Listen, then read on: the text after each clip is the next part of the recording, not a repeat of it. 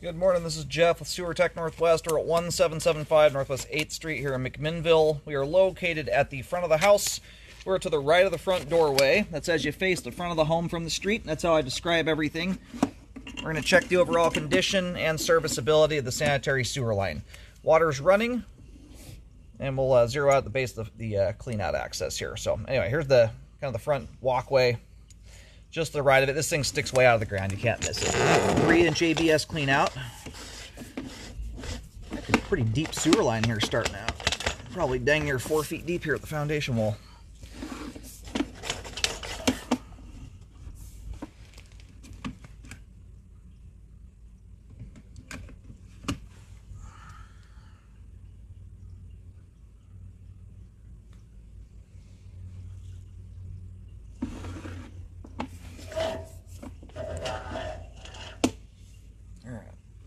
Kind of felt like it just belled out there.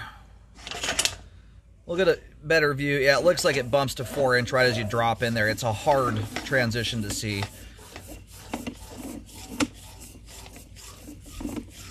We're going to hit another transition here in just a moment. So we are going through a little bit of a belly here. We'll see how this looks when the line's drained out at the end, when there's no water running.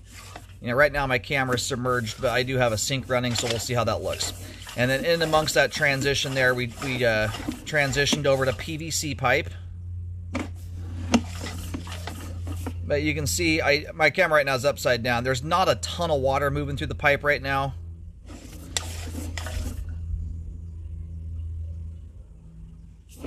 So we're not going to be exaggerating that belly a whole lot with the amount of water we're putting down line. Like the amount of water moving past my camera right now, almost. Yeah, I'll have to go back and look at the flow rate prior to that. My eyes just kind of feel like I'm catching a little bit of a flow drop off there. We'll see though. Anyway, you do have a decent sized belly there, it looks like. So we'll check that out as we come back in. There's the main there at 46 feet. We're going to go locate that real quick here while the pipe drains off, and then we'll pull back, take a look at the belly. Anyway, that was kind of what I was about to get into before we hit the belly there. When you come out of a house this deep, this house somewhat sits below street level, it's a combination that often results in settling if the line's not installed very, very well. You got to get the compaction good on these ones, or they often result in settling. Alrighty, locate the camera head successfully.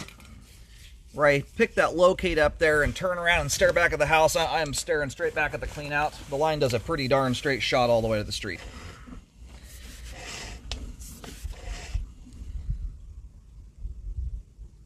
Still a little bit of water trickling off. By the time we get back into the belly, we should be done draining out here.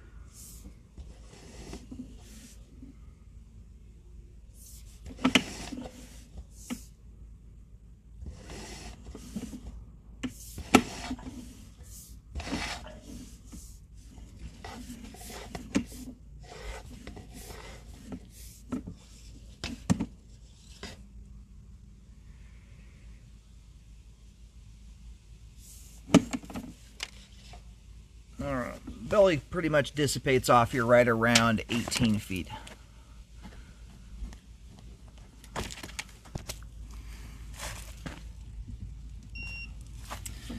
Alright, so the belly dissipates off here. I moved my camera around a little bit, that's why the foot counter just changed like it did.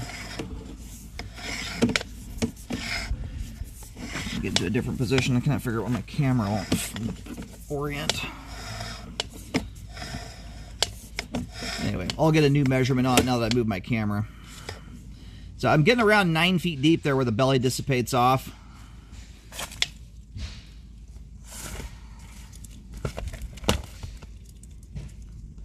So our new starting point here is around 6 feet.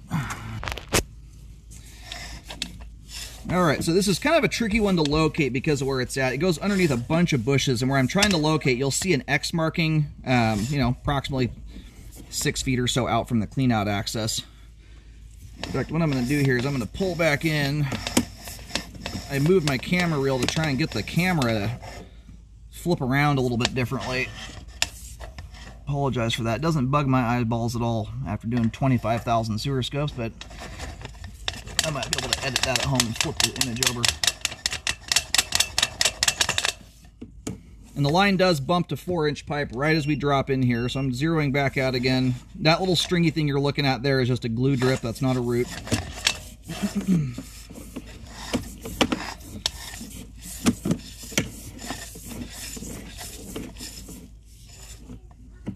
All right. I'm getting approximately around 7 feet deep there. Yeah, see that, and you're pretty well submerged in here. I'm ripping the camera back really quick. It's a trick I learned 12, 13, 14 years ago. When you've got about 2 inches or less of standing water and you rip the camera back really fast, that water line will pull down below the camera lens. When you exceed 2 inches approximately, when you do the same thing, you will not have that. The camera will remain submerged. So you've got about 2 to 3 inches of standing water there.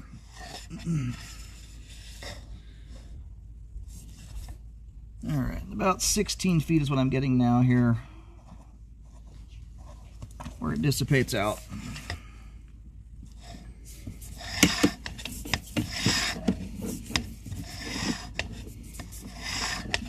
So anyway, the markings there are to be considered somewhat rough, especially the first one.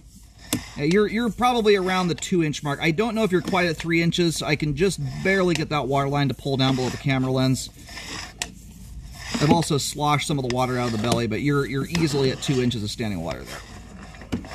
Anyway, I do recommend a correction on that. If for some reason the line is not repaired, you really want to try and watch some of the living habits. Try and keep it to folded toilet paper, not balled up toilet paper. It's a little easier when it's just adults in the house. Wipes, cooking oil, grease, fats, anything that does not disintegrate easily is stuff you want to avoid from going down the line. This stuff will get hung up there, and you want it to be able to disintegrate properly so it doesn't cause buildup.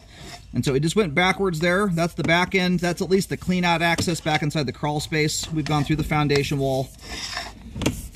Everything looks good going back through there. But after any repairs are done, make sure a rescope is performed to check the work. You're getting a little bit of buildup on that inside turn there from what I can see. It just looks like it configuration related from what I can tell here. There's not much going on there.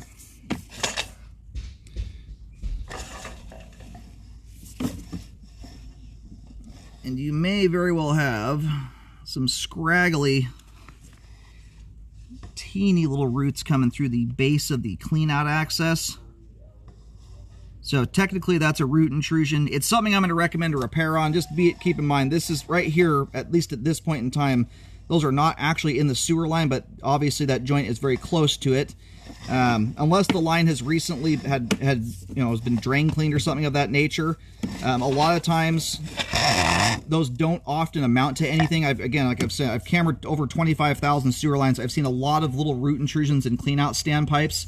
In most cases, because they're not getting fed sewage all the time, they often don't grow to much extent. Sometimes they can.